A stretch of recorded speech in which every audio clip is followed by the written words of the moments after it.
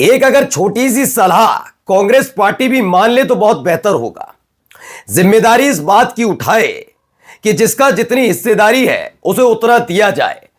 जबरदस्ती न केवल बड़ी पार्टी बनने का सपना पाले, बल्कि खास बात यह है कि चुनाव के बाद अगर हार भी हाथ लगती है तो अपने नेताओं को और जिन लोगों को सोशल मीडिया पर बिठा रखा है उनके बोलने पर थोड़ी लगाम लगाए। आज मैं बात बड़ी सख्ती के साथ इसलिए कह रहा हूं दोस्तों, क्योंकि बात कांग्रेस की नहीं है। कोई भी राजनीतिक दल, कोई भी, चाहे कितना ही बड़ा क्यों ना हो, कितना ही छोटा क्यों ना हो, वो चुनाव हारने के लिए चुनाव नहीं लड़ता है।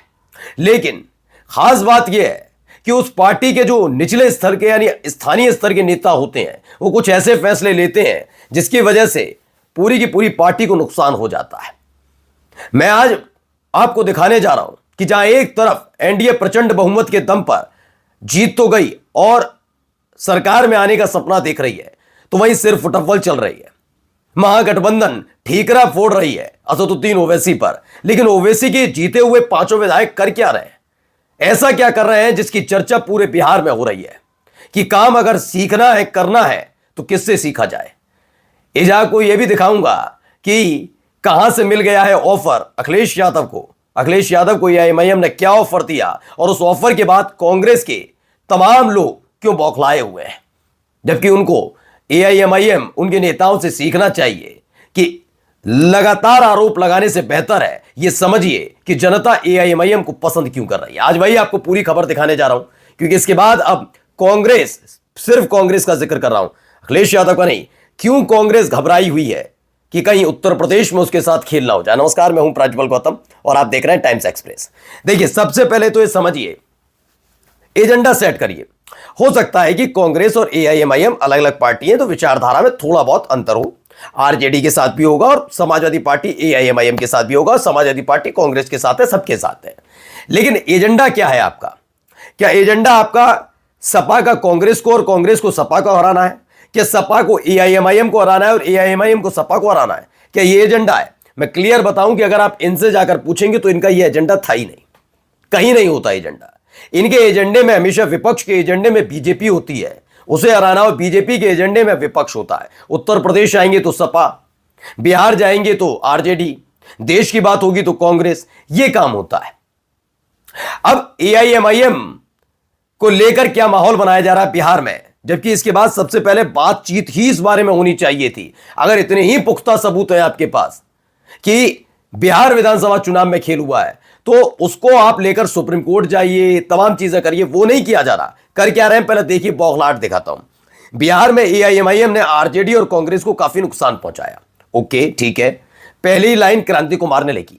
तो सवाल नंबर एक कि नुकसान कैसे कहेंगे ऐसे आप? क्या एआईएमआईएम चुनाव ना लड़े? वो तो चाहती थी मिलकर चुनाव लड़ा जाए, तो किसने मना किया? तो इसे पैर पर कुल्हाड़ी मारना कहते हैं, इसे नुकसान पहुंचाना नहीं कहते। नुकसान पहुंचाना तब होता है जब एआईएमआईएम ना गठबंधन करे और ऑफर आए तो उसे भी ठुकरा दे, जबकि आरजेडी ने किया। तो इसे आरजेडी के तर्ज पर कहा जाएगा, कांग्रेस की तर्ज पर पैर पर कुल्हाड़ी मारना है। बिहार की 31 विधानसभा सीटों पर मुस्लिम आबादी 25% से ज्यादा है, ठीक है, और 25 विधानसभा सीटों पर मुस्लिम आबादी 20% से ज्यादा है। एआईएमआईएम का बिहार चुनाव में 5 सीटें जीतकर हौसला बुलंद है। असदुद्दीन ओवैसी का अगला मिशन यूपी 2027 से, यहां भी वो चुनाव लड़कर बीजेपी को फायदा पहुंचाना चाहते हैं जबरदस्ती। मैं फिर पूछना चाहता हूं कि अगर आप गठबंधन में ले लेंगे, 243 में से अगर 6 सीटें गई तो कितनी बची? 237। ये अच्छी खासी संख्या है ना किसी के लिए भी चुनाव लड़ने के लिए।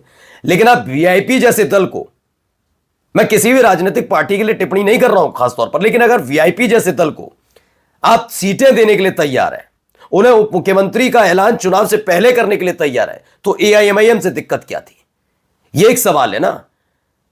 इसलिए आपका एजेंडा कभी था ही नहीं बीजेपी को हराने का, लेकिन बीजेपी को फायदा पहुंचा रहे हैं एआईएमआईएम। यह क्लियर हो गया। कहा तो यह भी जा सकता है कि एआईएमआईएम के जो प्रत्याशी सीपीएम की वजह से, कांग्रेस के प्रत्याशी की वजह से हारे हैं, तो वो तो गलती इनकी भी है, यानी कांग्रेस ने और सीपीआई ने फायदा पहुंचाया बीजेपी को, यह भी कहा जा सकता ना। अब आगे यूपी में 73 विधानसभा पर मुस्लिम आबादी 30% से ज्यादा है। समाजवादी पार्टी और कांग्रेस ने इसका तोड़ निकालना होगा। इस बात पर गहन चिंतन होना चाहिए मुस्लिम समाज को असदुद्दीन ओवैसी क्यों पसंद आ रहे हैं। तो पसंद आ रहे हैं तो क्रांति कुमार को मैं बता देता हूं, यह वजह है। वजह क्या है? सबसे पहले ये तस्वीर देखिए, ये बयान जरा सुनते जाइएगा हो क्या रहा है जरा। अभी मैं भी सुना हूँ कि कुछ लोगों ने कहा कि आपने वोट किसको दिया, अगर पतंग छाप को दिया है तो ऐसे लेबर को मेरे यहाँ काम नहीं।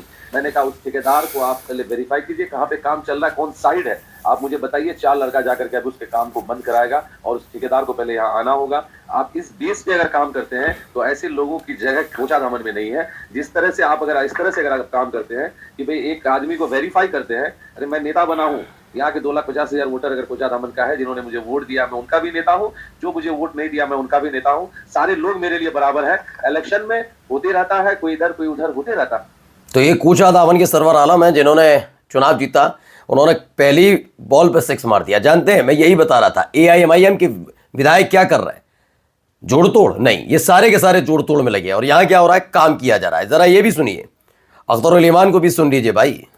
नौजवानों सलाम आदाब।